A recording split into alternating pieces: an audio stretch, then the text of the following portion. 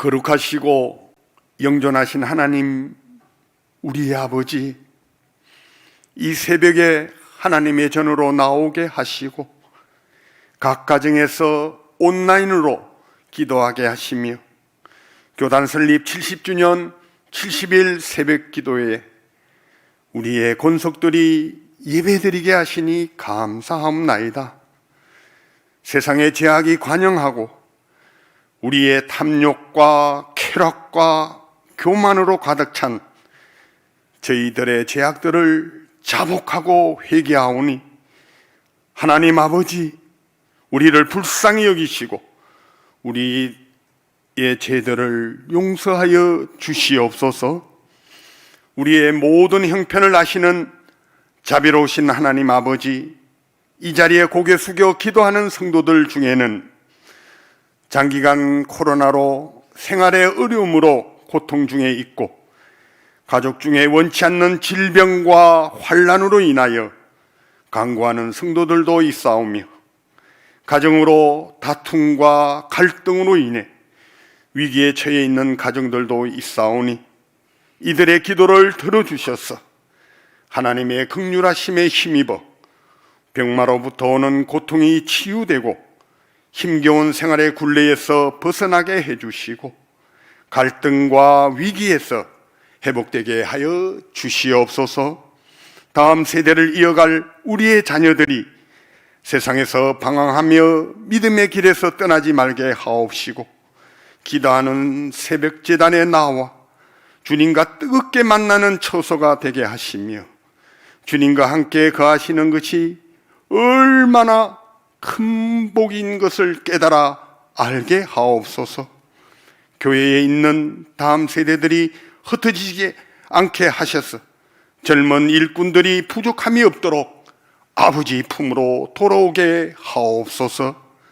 은혜가 풍성하신 하나님 아버지, 이번 새벽 기도를 통하여 하나님이 원하시고 기뻐하는 뜻이 무엇인지 깨달아 알게 하시고 성도들의 심령에 진리 충만함을 선물로 받아 우리의 중심이 살아계신 주님에게만 소망을 두고 주님만 바라보며 모든 것에 감사하고 찬양하며 오직 말씀만 붙잡고 살아가면서 복음을 전하고 증거하는 서울시민교회 가정들이 다 되게 하옵소서.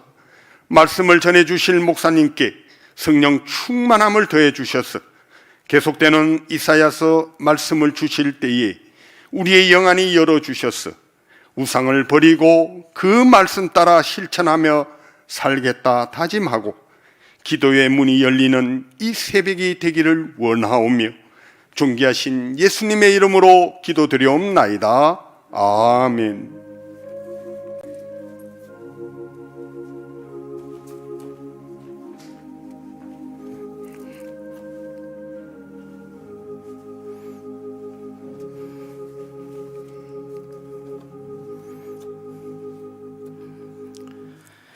함께 찾을 말씀은 구약성경 이사야 17장 1절에서 14절 말씀입니다. 이사야 17장 1절에서 14절 말씀입니다. 교독하겠습니다. 다메섹에 관한 경고라. 보라, 다메섹이 장차 성읍을 이루지 못하고 무너진 무더기가 될 것이라.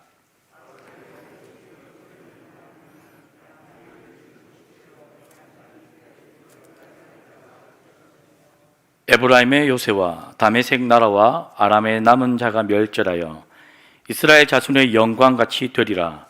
만군의 여호와의 말씀이니라.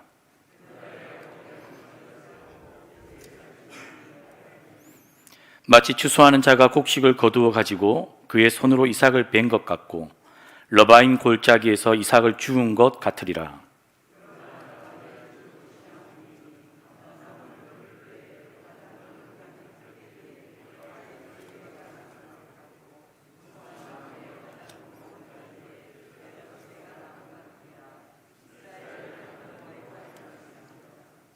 그날에 사람이 자기를 지으신 이를 바라보겠으며 그의 눈이 이스라엘 거룩하신 이를 뵙겠고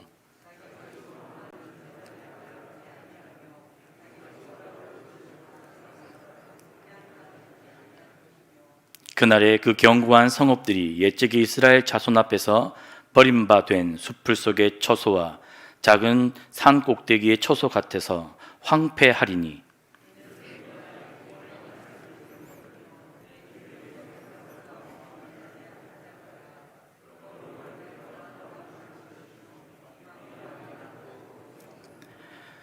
내가 심는 날에 울타리를 두르고 아침에 내 씨가 잘 발육하도록 하였으나 근심과 심한 슬픔의 날에 농작물이 없어지리라.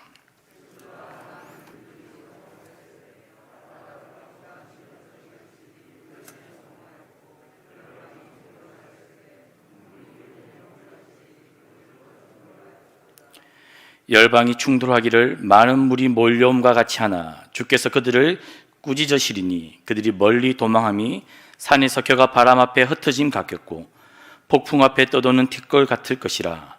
보라, 저녁에 두려움을 당하고 아침이 오기 전에 그들이 없어졌나니 이는 우리를 노력한 자들의 몫이요 우리를 강탈한 자들의 보응이니라. 아멘. 계속해서 하나님께서 이사야 선지자를 통하여 심판의 메시지를 우리에게 보내고 있습니다. 자칫하면 반복되는 이 심판의 메시지, 이 주제가 우리들에게 식상해질 수 있습니다. 그러나 기억해야 합니다. 북이스라엘과 남유다가 왜 멸망을 하였습니까? 수많은 선지자를 통해서 하나님께서 반복하여서 엄중한 심판의 메시지를 계속해서 그들의 귀에 들리게 하였지만 그 심판의 경고가 나와 내 가족과 우리 공동체의 문제에 해당되지 않는다는 그 완악함과 교만함과 무감심 때문이었습니다. 우리가 계속해서 이사야를 묵상할 때 우리에게도 동일한 실수, 잘못된 역사가 반복될 수 있습니다. 바벨론에 대한 심판, 모압에 대한 심판, 오늘 아람과 북이스라엘과 유다를 향한 심판의 메시지는 다름 아니라 나와 내 가족과 우리가 살아가고 있는 대한민국과 서울시민교회 공동체를 향한 하나님의 메시지다라고 우리가 그렇게 겸손하게 들어야 할 것입니다. 이 새벽에도 하나님은 아람과 북이스라엘과 유다를 향한 심판의 메시지를 이야기하고 있습니다. 우리가 이 새벽에 겸손하게 그 내용이 나와 내 가족을 향한 우리 공동체를 향한 하나님의 간곡한 마음임을 우리가 새기기를 주님의 이름으로 축복합니다. 지난 16장에서는 모압을 향한 하나님의 심판의 경고였습니다. 농업이 황폐해집니다. 그럼 오늘 1절과 3절은 아람 그리고 그와 동맹한 북이스라엘을 향한 하나님의 심판의 경고입니다. 그리고 4절부터 11절까지는 똑같은 실수, 북이스라엘과 똑같은 실수를 범하고 있는 유다를 향한 하나님의 심판과 그 가운데서도 남은 자들을 위로하시고 보존하시는 하나님의 위로의 메시지입니다. 그리고 나머지 12절부터 14절까지는 이 아람과 아수르와 열방이 소동하지만 홍수처럼 밀려오지만 그 가운데서 하나님이 역사의 주관이신 하나님께서 그들을 한순간에 멸망할 것이라는 것을 오늘 경고하고 있는 본문입니다. 1절과 3절로 돌아가 보겠습니다. 다메섹은 아람이 대표하는, 아람이 자랑하는 도시입니다. 이 아람 국가, 이 다메섹은 메소포타미아와 애굽을 연결하는 중요한 경제 무역지 국가입니다. 돈이 많았고 이 다메섹을 통과하지 않으면 당시의 경제를 무역을 하기가 어려웠던 아주 중요한 도시였습니다. 그러나 그 다메섹이 어떻게 된다는 것입니까? 그 도시의 위용을 자랑하고 더 돈과 화려함으로 자랑하는 성읍이 되는 것이 아니라 이 다메섹이라는 성읍이 황폐해질 것이다. 오늘 하나님은 경고하고 있습니다. 2절에 아로엘의 성읍들이 버림을 당한다. 이 아로엘의 성읍들은 성경에 몇 차례 등장하는 도시들입니다. 다름 아니라 아람 국가의 남단의 경계에 위치한 도시들입니다. 즉 아람의 모든 도시들이 하나님께서 그들을 심판하시겠다는 것입니다. 앞서 16장에서 농업을 향한 하나님의 경고였다면 아람 국가의 도시들을 하나님께서 파괴시키겠다는 하나님의 심판입니다. 더불어서 오늘 에브라임이 3절에 등장합니다. 에브라임의 요새도 다메섹에 있는 수많은 성읍들과 같이 사라지게 될 것이다. 하나님은 1절과 3절에서 아람과 그리고 북이스라엘을 함께 심판하고 있습니다. 그 이유가 무엇일까요? 그것은 그 당시의 국제적인 상황 속에서 아람과 북이스라엘이 어떠한 행동을 했냐는 것입니다. 북이스라엘과 아람은 동맹을 맺었습니다. 이유는 간단합니다. 북쪽으로 아수르를 대적하고 남쪽으로 유다를 치기 위한 그들의 이익 때문이었습니다. 그래서 아람과 북이스라엘의 동맹은 매우 성공적으로 보였습니다.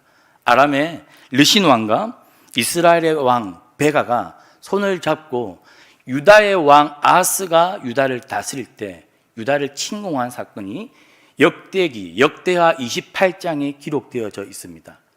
역대하 28장 5절과 7절에 보면 아람과 북이스라엘이 동맹을 맺어서 유다를 공격했는데 유다의 장정 무려 12만 명입니다. 그리고 유다의 백성들을 무려 20만 명을 사마리아로 끌고 가는 이야기가 열왕기야 그리고 이사야 7장 그리고 구체적인 내용은 역대기 28장 5절과 7절에 기록되어 있습니다. 이 유다는 어떠한 도시였을까요? 하나님께서 다윗의 언약을 맺은 하나님의 백성이 있는 도시입니다.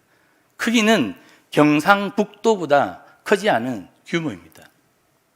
그 작은 도시를 아람과 북이스라엘이 동맹을 맺어서 무려 12만 명의 장정들을 죽이고 20만 명의 백성들을 포로로 사마리아로 잡아갔다고 했을 때 그 작은 도시가 얼마나 쑥대밭이 되었겠습니까? 유다가 끊어지지 않은 것이 기적적인 상황처럼 보입니다. 오늘 1절과 3절은 그렇게 아람과 북이스라엘이 하나님의 다윗 언약을 맺은 유다를 공격한 것에 대한 하나님의 보복이자 심판이자 경고라는 사실입니다. 아람은 수많은 우상들을 숨겼던 우상국가입니다. 아람이 자신의 도시의 이익을 위해 유다를 공격한 것은 우리가 이해할 수 있습니다. 그러나 무엇이 문제입니까?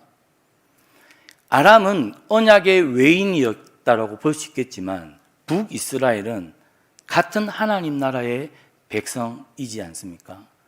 북이스라엘 역시 하나님의 언약의 백성들이요 자손들입니다. 그러나 북이스라엘이 이방 나라와 손을 잡았다는 것입니다.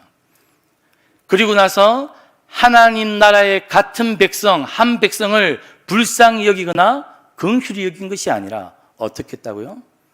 죽이고 사로잡아가고 빼앗아가고 유다를 공격한 것이 바로 북이스라엘의 죄라는 것입니다. 북이스라엘이 왜 유다를 그렇게 공격했겠습니까? 북이스라엘의 번영과 북이스라엘 성공과 당시의 수많은 애국과 아수르처럼 큰 도시를 이루고자 하는 야망과 욕망 때문에 북이스라엘은 하나님 나라를 보지 못했고 하나님 나라 백성답게 행동하지 못했던 것입니다. 그러한 심판에 대한 결과가 황폐해짐이요 도시가 사라지는 것입니다. 우리는 어떻습니까? 우리 성도들도 때로는 여러 가지 이유와 목적 때문에 우리가 함께 긍휼히 여기고 불쌍히 여겨야 되는 우리 이웃과 한 교회 안의 성도들을 대하는 태도가 마치 북이스라엘과 같지 않습니까? 우리가 도와야 하고 힘들 때 힘을 보태야 되는 그러한 하나님 나라의 한 백성임에도 불구하고 우리는 서로를 비난하고 서로를 공격하고 서로의 흠을 잡고 때로는 한 가족이 죽기까지 우리가 콘으로 내몰고 있지는 않습니까? 오늘 북이스라엘은 그렇게 남유다를 공격함으로 하나님 나라를 공격한 것입니다. 사실 북이스라엘이 남유다를 공격한 것은 더 큰 문제가 있습니다. 무엇입니까? 하나님을 직접적으로 대적했다는 사실입니다.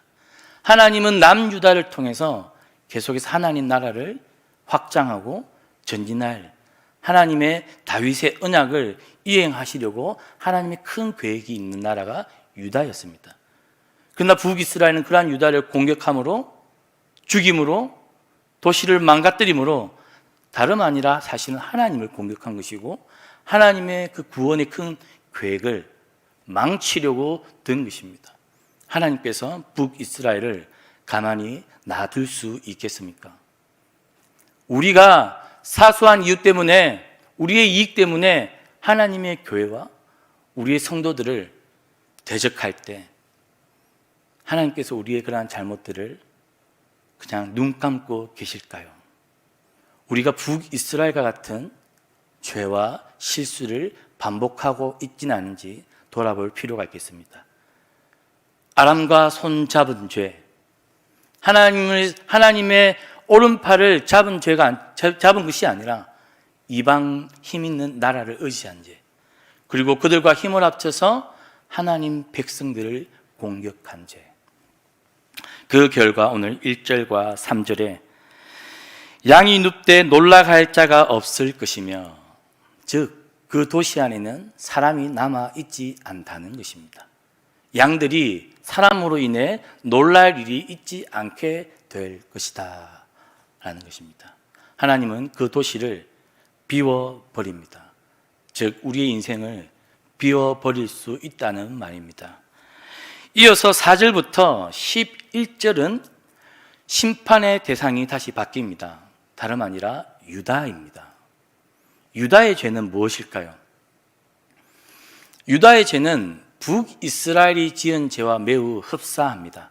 북이스라엘이 아람과 동맹을 맺고 그들의 손을 잡았다면 유다는 누구의 손을 잡았을까요? 역대기를 잘 읽어보면 유다는 아수르의 손을 잡습니다. 그러나 유다의 처한 상황을 살펴보면 유다가 아수르의 손을 잡는 것도 한편으로는 이해가 됩니다. 왜 그럴까요? 북동쪽으로는 아람과 북쪽으로는 북이스라엘이 항시 유다를 공격하기 위해 준비하고 있습니다. 서쪽에는 누가 위치해 있습니까? 블레셋이 유다를 잡아먹기 위해 위치하고 있습니다. 남동쪽에는 누가 있습니까? 에돔이 있습니다.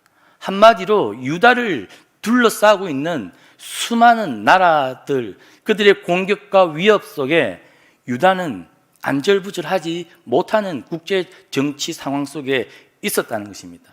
한때 조선말 고종 황제가 일본과 미국과 중국과 러시아에 둘러싸여서 어떻게 하면 이 조선을 지켜낼까 고민할 수밖에 없는 상황이 바로 이 유다의 상황인 것이죠. 그러나 하나님은 그럼에도 불구하고 유다에게 선지자들을 보내 말씀하셨던 것은 무엇입니까? 놀라지 말고 무서워 말라. 왜요? 하나님께서 유다를 친히 지키고 있기 때문입니다.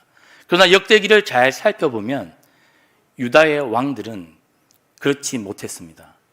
그래서 아수르를 찾아갑니다.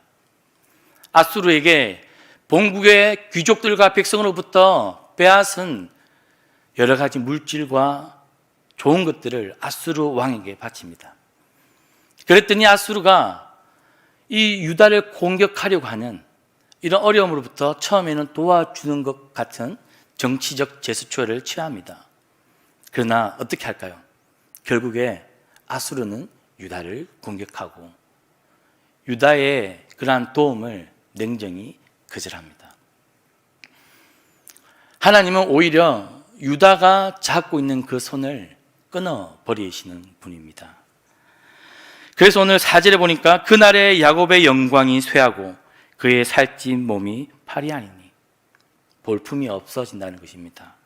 이어서 추수하는 자가 곡식을 거두어 가지고 그의 손으로 이삭을 벤 것 같고 르바임 골짜기에서 이삭을 죽은 것 같으리라. 즉 이 추수날은 심판입니다. 하나님께서 유다를 심판하시겠다는 것이고 심판의 날에 구원받을 하나님의 백성이 없다는 것입니다. 그러나 6절부터 하나님은 그러한 심판 가운데서도 남은 자들에 대한 이야기를 합니다. 감람나무를 흔들고 있습니다. 그러나 가지로부터 가장 멀리 있는 몇 가지 열매가 남아 있다는 것입니다. 하나님의 심판 가운데서도 북이스라엘은 아람의 손을 잡고 유다는 아수르의 손을 잡을 그때에도 여전히 신실하게 하나님의 손을 붙잡고 있는 남아있는 소수의 하나님의 백성들은 하나님께서 친히 지키실 것이요 보존하실 것이라는 것입니다. 그러한 남은 자들이 계속해서 하나님 나라를 이어가는 것입니다. 하나님 나라는 수에 많고 적음에 달려 있지 않습니다. 왜 그렇습니까? 우리 하나님은 수와 상관없이 수가 적더라도 한 사람이 남아있더라도 그 한 사람을 통해 하나님 나라를 일구어 가시는 분이 바로 하나님 아버지이시기 때문입니다. 그래서 하나님은 바벨탑 사건 이후에 누구를 부르셨습니까? 단 한 사람, 아브라함을 부르셨지요. 남은 자들. 저는 북이스라엘이 남유다가 세상에 요동치는 물결과 같이 하나님의 백성의 마음을 빼앗고 공격하고 심판하려고 할 그때에도 저는 저와 우리 성도님들이 이 감람나무의 먼 가지에 달려있는 남아있는 몇 개의 열매가 되기를 주님의 이름으로 축복합니다.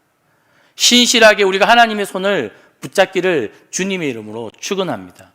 우리가 살아가는 현실은 물질과 건강과 여러 가지로 우리의 목줄을 조여옵니다.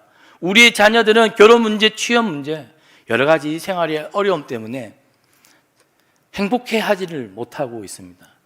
그러한 현실임에도 불구하고 우리가 다른 것을 의지하고 우리의 손을 뻗어서 잡으려고 하는 것이 아니라 우리는 끝까지 하나님 나라를 신뢰하고 하나님을 신뢰해서 이 감람나무에 달려있는 열매가 되기를 주님의 이름으로 축복합니다.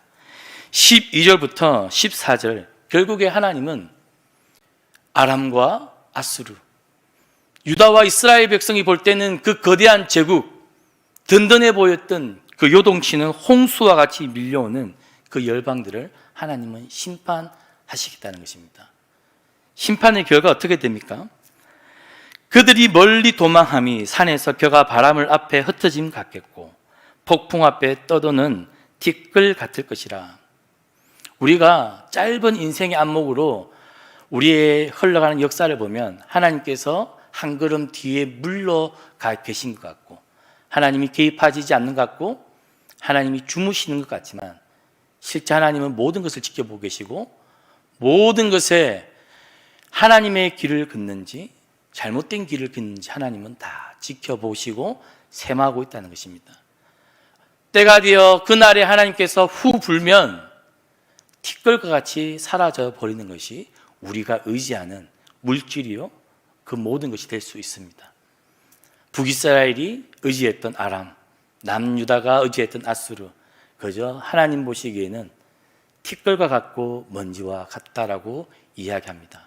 하지만 어찌 된 것인지 우리의 인생은 그 먼지를 너무나도 크게 보고 있지는 않습니까? 오늘 이 새벽에 우리가 기도할 때 하나님, 이 먼지 같은 것들을 우리도 하나님 보는 것처럼 먼지처럼 볼 수 있게 하여 주십시오. 우리가 의지하려고 하는 이 물질과 재물과 부동산과 여러 가지가 될 수 있겠죠. 자녀가 될 수도 있습니다. 각자가 의지하는 것들이 다를 수가 있습니다. 북이스라엘이 아람을 의지했고 유다는 아수르를 의지한 것처럼 각자의 삶의 처지에서 우리는 다른 것들을 의지하려고 살 수 있습니다. 그러나 우리가 의지하고 붙잡으려고 하는 그것, 우리 역시 그것을 먼지처럼 볼 수 있도록 하나님 우리에게 그러한 시선을, 시야를 회복시켜 주십시오. 기도하는 새벽이 되었으면 좋겠습니다. 오늘 하나님께서 마지막 절에 이는 우리를 노력한 자들의 몫이요 우리를 강탈한 자들의 봉이니라. 하나님은 우리가 각자가 걸어가는 그 길 끝에서 그 걸음의 책임을 물으시겠다라고 말씀하십니다. 우리가 오늘 끝까지 신실하게 우리가 걸어가야 할 그 길, 하나님 백성이 걸어가야 할 그 길을 묵묵히 걸어가기를 주님의 이름으로 축복합니다. 공동기도문을 함께 읽겠습니다. 온 세계에 충만한 빛이신 하나님 아버지, 구신교회가 우상을 버립니다. 오직 하나님 아버지와 그 지혜와 능력만을 의지하고 세상의 힘과 권력을 따른 죄악을 회개합니다. 주님의 말씀과 복음만을 붙들겠습니다. 하나님의 사랑과 권세를 온전히 깨닫게 하셔서 구원 역사에 쓰임받게 하옵소서. 총회 유지 제잔 이사들과 직원들을 붙들어 주옵소서. 교회와 재단의 재산을 주님의 뜻대로 관리할 지혜를 주옵소서. 아버지 하나님, 고신총회 응급재단이 시대적인 변화와 요구에 대응하며 효율적으로 기금을 운영하게 하옵소서. 고신 언론사가 개혁신학을 수호하고 교단 화합을 이끌며 순수 복음을 확신하게 하옵소서. 2022년 개국을 추진하는 고신 텔레비전이 개혁주의 신앙에 대한 교회와 세계 교회를 세우게 하옵소서. 총회 행정지원국 직원들에게 지혜를 더하셔서 총회의 결정을 잘 이행하고 총회의 모든 기관들과 유기적으로 잘 협력하여 고신총회 산하 모든 기관과 교회가 하나님 나라 이루게 하옵소서. 존귀하신 예수님의 이름으로 기도합니다. 아멘. 예수 그리스도의 은혜와 하나님의 무한하신 사랑과 성령님의 교통하심이 오늘 머리 숙인 하나님의 백성들 머리 위에 지금부터 영원토록 함께 있을지어다. 아멘.